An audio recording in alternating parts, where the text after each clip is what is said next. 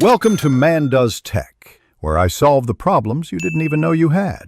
You begin with power and connection because everything else depends on them. First, make sure the keyboard has battery life or is plugged into USB. A drained battery looks like a hardware fault.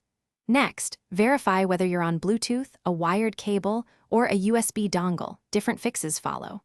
Once done, toggle the connection off and on to force a reinitialize.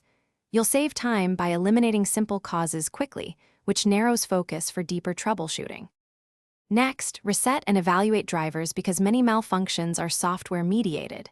If Bluetooth, unpair and repair. If wired, unplug and try a different USB port or cable.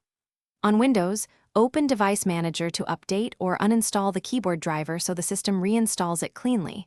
On Mac OS, reset the Bluetooth module or check input sources. Once done, test the keyboard on another computer. This step shows whether the issue is the keyboard itself or the original computer's configuration. Finish by addressing physical and mapping problems because stuck contacts and layout errors mimic malfunctions.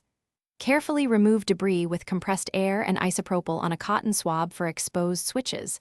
Avoid soaking electronics.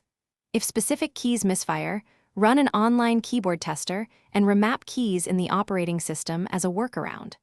Once done, if issues persist sporadically, replace batteries or use a powered USB hub to rule out power instability.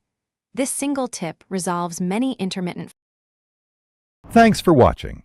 If you found this helpful, don't forget to like and subscribe.